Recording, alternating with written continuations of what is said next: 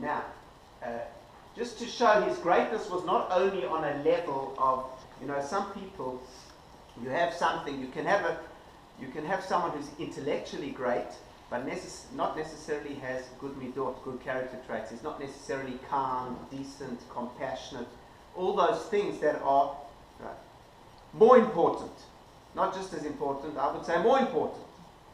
But some people have one and not the other, but he was the full package.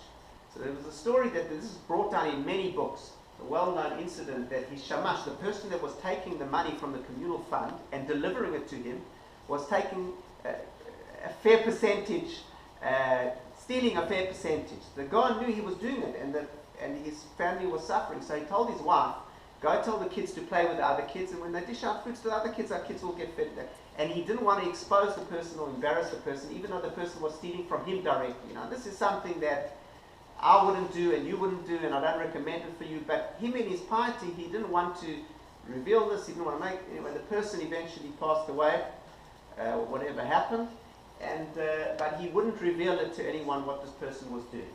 Now, he would sometimes he had very meager possessions. He would give his meager possessions if people needed it. He would give it away. He wasn't in it for the money. And not only was he not in for the money, he gave away the meager amount that he had to help people.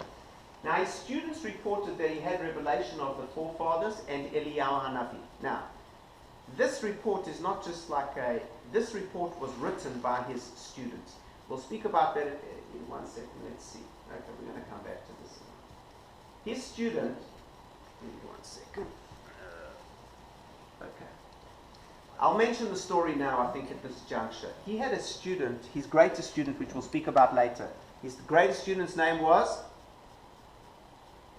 Rabbi Chaim Voloshener, known as his greatest student. We don't know, only Hashem, only God knows what's in the heart of a person, but he is known, Rabbi Chaim Voloshener, and Rabbi Chaim Voloshener was already a great Torah sage before he came to the Vilna Gaon. But then he became a student of the Gaon of the Vilna Gaon, and not only did he become a student, he made himself completely annulled to the Gaon of Vilna. Now, he writes in his introduction to a particular book of his that the following incident, and he writes it, he's writing it in the first person, it happened to him. He said, the Vilna Gaon used to be exceedingly joyous on a Yom Tov. If it was Pesach or Sukkot, on a holiday, he was very joyous. He was, like the Torah says, we should be, you should be joyous on your festive occasions. And he was very joyous. One day, I believe it was Pesach, or Sukkot, I don't remember which one, he came to the Gaon of Vilna, and he saw that the Gaon was very depressed. He was down, he was really depressed. So he said, what's going on? You're usually so happy. Anyway, the Gaon wouldn't say anything. Anyway, a little while later, the Gaon recovered or whatever. He pressed the Vilna Gaon. He said, why are you so upset? He says, I'll tell you. He says, I'll tell you why I'm so upset. He says, that night, the night of Pesach, I had a revelation when I went to sleep of Eliyahu Hanavi, who's Elijah the prophet. And Elijah came to me during that night while I was sleeping. I guess this was in a half an hour gap. While I was sleeping, and he taught me around 2,062 explanations in the verse. Which verse? There's a verse that says that when the spies entered the land of Israel, it says, where did they go through? The south. It says, Va'alu Ba'negev. They came in through the south. Now, that's an insignificant verse. Sorry? No Muslim? Yeah. In that verse, Va'alu Ba'negev, they came in through the south, which is seemingly insignificant. I don't think I could find 3 explanations of the verse. Eliyahu Navi taught him 2,062 explanations. But said the Gaon, now this is very interesting. You know there's a blessing that we recite before learning Torah in the morning.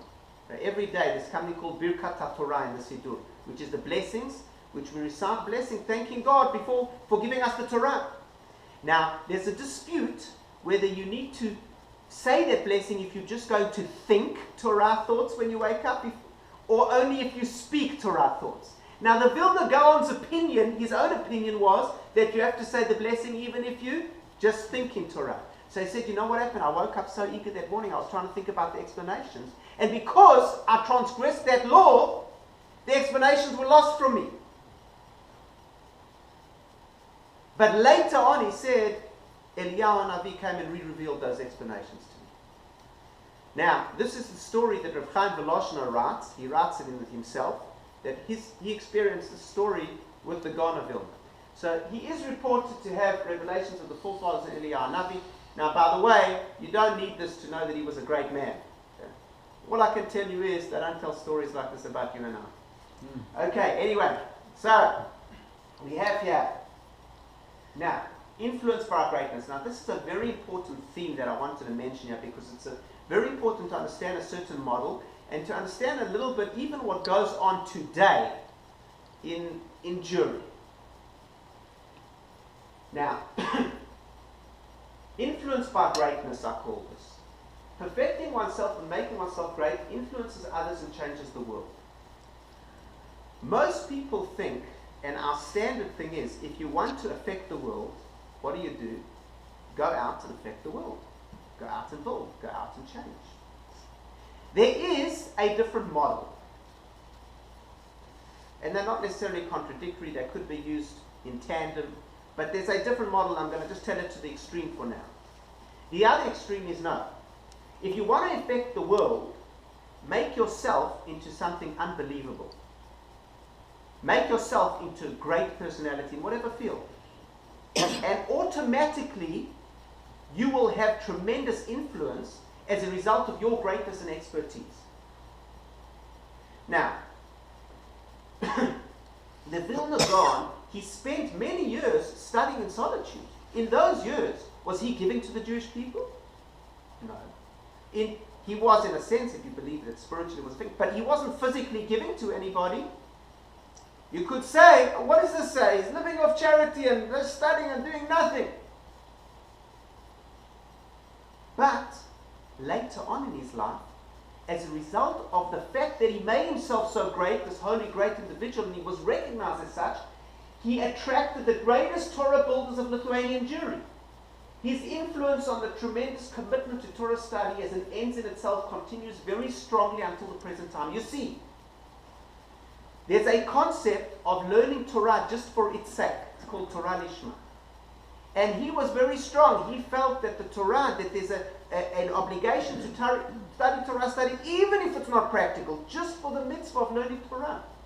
Now, this model, by the way, he was not the only person. I'm sure you've heard of for example, the Chazon Ish. You heard the Chazon Ish? The Chazon Ish was a great sage that moved to Barak, and he was the leading sage of the generation.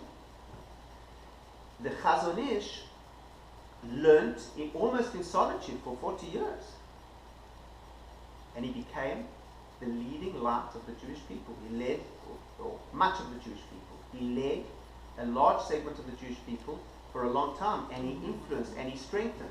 Now the Gaon, his close student was Rabbi Chaim Volozhiner. Now he wasn't the builder. But what did Rabbi Chaim Volozhiner do? And this is very interesting. He opened the doors of the first large Yeshiva Gdola in Europe and essentially started the Yeshiva Gdola movement. Now listen to this. From one human being, and this is also, I also found this a tremendous thing. One human being can change the world literally. The actions of one human being. He had a student, Rav Chaim Volozhiner, who was influenced by him. He obviously helped and encouraged and gave the strength to Rav Chaim Volozhiner to start an institution, Yeshiva Gdola, which was the Volozhin Yeshiva. The Volozhin Yeshiva was the greatest learning institution in Europe, and the first. And it had great Rosh Yeshiva. Many people have studied here at Yeshiva University. Yeshiva University, Yeshiva Rav Yitzchak Elchanan, Rav Yoshe Ber Soloveitchik.